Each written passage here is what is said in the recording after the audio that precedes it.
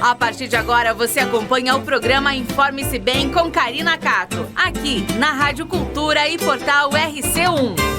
Olá, boa tarde para você. Terça-feira, dia 14 de março, e no último dia 3 nós comemoramos o Dia Mundial da Audição. E segundo o médico otorrinolaringologista Dr. Helder Aguiar, para garantir que você tenha saúde auditiva, a prevenção é o melhor caminho. E no vídeo de hoje ele fala sobre as formas de prevenção e os cuidados básicos que você precisa ter para proteger os seus ouvidos. Olá, de volta aqui para conversar um pouquinho mais. Aí a gente fica imaginando, o que eu posso fazer para evitar ou pelo menos minimizar a possibilidade de que eu tenha um problema de surdez? A prevenção começa na gravidez. Então, a primeira coisa que você precisa fazer, por exemplo, a mulher. Uma das maiores causas de surdez no Brasil congênita é a rubéola. Então, a mulher, quando ela chega na idade de reprodução, ela já deve procurar e tomar vacina contra a rubéola. Essa vacina dá uma imunidade permanente. E você já vai eliminar uma das possibilidades. A segunda coisa é quando você estiver pensando em engravidar, você procurar seu ginecologista. Fazer todos os exames, tomar todas as vitaminas necessárias para que você tenha uma concepção e uma gestação tranquila. Vamos lembrar que a rubéola que eu citei agora, ela dá alteração no primeiro trimestre, quando a grávida pega no primeiro trimestre. Mas tem doenças, por exemplo, como a sífilis congênita, que ela pega no último trimestre. Então são coisas que você tem que saber para que você possa lidar durante a gestação. Evitar medicamentos, tem uma série de medicamentos. Existe assim, a gente pega aqui, olha, eu estou grávida, eu não posso tomar nada. Não é bem verdade, tá? Na realidade, você não deve tomar nada, tá? Como eu sempre digo, você não deve tomar nada à toa. Você tem que tomar sempre um remédio com prescrição médica.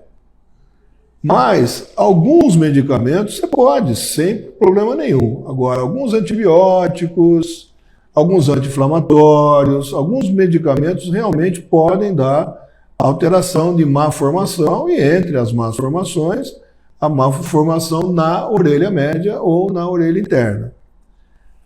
Aí a criança nasceu. O que você precisa? Fazer o teste da orelhinha, essa é a primeira coisa. Se falhar, você repete depois de uma semana. Se falhar de novo, você repete depois de 1 a 2 meses. Normalmente vai normalizar. É muito comum a falha por conta de secreção no conduto auditivo externo. E se falhar depois de 2 meses, aí sim você vai procurar um outro exame, que é o Bera.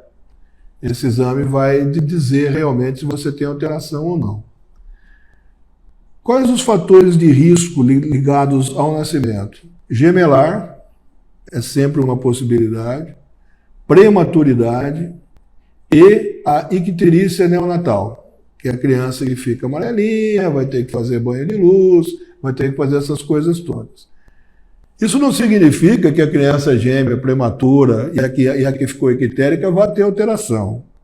Existe uma probabilidade maior dessa criança ter alteração. Então, esse caso, os pais têm que ficar atentos, fazer o teste da orelhinha, logo aos 3, 4 anos, na hora que já é possível, levar no otorrino, fazer uma audiometria, uma imitanciometria e fazer sempre esse acompanhamento, tá? Uma outra coisa são as alterações genéticas. Existem as alterações genéticas que dão na idade mais avançada, no adulto jovem e na terceira idade, mas existem também algumas outras, por exemplo, uma doença de ouvido médio, que chama otoespongiose, que está ligada a uma calcificação de um ossinho dentro do ouvido, do estribo, que dá no adulto jovem, especialmente na mulher jovem. A possibilidade maior é de dar em mulheres, mas o homem também pode ter e está ligado a hormônio. Então, a mulher na fase de reprodução, na gestação, no uso de anticoncepcionais, ela tem uma possibilidade maior. Barulho. Essa história do Walkman, né, do fone de ouvido, eu nem sei se existe Walkman ainda, eu sou meio velho, por isso que a gente fala essas coisas. Mas esses fones de ouvido, se você estiver ouvindo numa intensidade menor que 50%, a possibilidade de que você tenha uma perda é pequena. Se você está ouvindo acima de 50%, a possibilidade é maior. Isso você tem que levar em consideração o tempo de exposição, tá? Quanto tempo que eu escuto. Eu trabalho com fone, depois eu escuto música, depois eu durmo, eu tenho que colocar uma música. Isso tudo pode levar a alteração. Depende muito também da individualidade de cada um. O trabalhador que trabalha num ambiente com ruído acima de 85 decibéis, obrigatoriamente ele precisa usar um fone de proteção. Pode ser aquele pequenininho, plugzinho, popularmente chamado de cenourinha, ou o abafador. E ele precisa fazer exame na hora que ele vai ser admitido e periódico. Ao primeiro sinal, ele tem que passar pela CIPA e ver o que ele vai fazer. Se ele vai ser deslocado para um setor que tem menos barulho, ou se ele vai trabalhar por um período menor, essas coisas todas. Então imagina um cara que trabalha com barulho o dia inteiro e ainda chega em casa à noite e vai escutar fone, tá? Numa intensidade alta. Então o músico, um cara que toca numa bateria, por exemplo, esse indivíduo precisa fazer exame periodicamente. O que a gente diz aqui, que fique bem claro, é que não é que não pode fazer, pode sim, mas tem que ter esses cuidados. Não? Trabalha com barulho, usa fone. Vai usar um fone de ouvido numa intensidade de 50 para menos, por um período razoável. Então essas coisas todas são pequenas coisas que você vai provocar uma saúde melhor para o seu ouvido. Alguns medicamentos que hoje, infelizmente, já não se usa mais, mas alguma linhagem de antibióticos, chamados aminoglicosídeos, vai aí a gentamicina, a amicacina, a streptomicina. Esses medicamentos são ototóxicos. Tá? Hoje, eles são de uso restrito, quase todos só tem injetável, e se usa mais nas infecções de UTI, nesse tipo de infecção. Então já não se usa mais, já reduziu muito a possibilidade. Mas uma outra droga que também dá é o quinino. E o quinino, além de ser usado para malária, ele é usado também para doenças articulares. Lembram aí da hidroxicloroquina, da cloroquina? São derivados do quinino.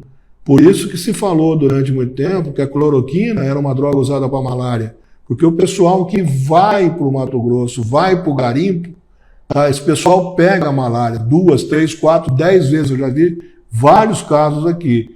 E aí ele toma quinino e às vezes ele toma preventivamente. E o quinino é ototóxico. O pessoal volta com zumbido e com perda. Então vamos tratar bem do ouvido. Embora a gente tenha dois, se você perder um, você só tem um. Então, quando você só tem um, você não tem nenhum. Então vamos cuidar. Principalmente porque essas alterações são alterações que pegam os dois ouvidos. Uma outra coisa, tomar muito cuidado, é com fogos de artifício. Você vai estourar um rojão, se você der azar dele estourar próximo ao seu ouvido, você vai perder a audição e depois a recuperação é difícil. Arma de fogo, ou seja, quem usa arma de fogo em atividade recreativa, clube de tiro, policiais, essas coisas todas, tem que tomar cuidado. E uma outra coisa que a gente não comenta muito, mas que também pode dar uma ototoxicidade, é frentista de posto de gasolina. O tolueno, que é um dos componentes da gasolina, pode provocar alteração auditiva. Então, esses trabalhadores de posto de gasolina devem também fazer avaliações audiológicas periodicamente. Mais uma vez o convite, nos siga nas redes sociais, Facebook, Instagram e YouTube. Um grande abraço para todos, até a semana que vem. Fiquem todos com Deus. Você viu e ouviu o médico otorrinolaringologista Dr. Helder Aguiar falando sobre os cuidados que nós devemos ter com a nossa audição, com os nossos ouvidos. Espero que este conteúdo te ajude e amanhã eu te espero após a 1h aqui na Rádio Cultura Regional e também no portal RC1. Até lá, um grande beijo para você e obrigada pela sua companhia. O Informe-se Bem de hoje fica por aqui. Amanhã estamos de volta com mais notícias aqui na Rádio Cultura Regional e no portal RC1.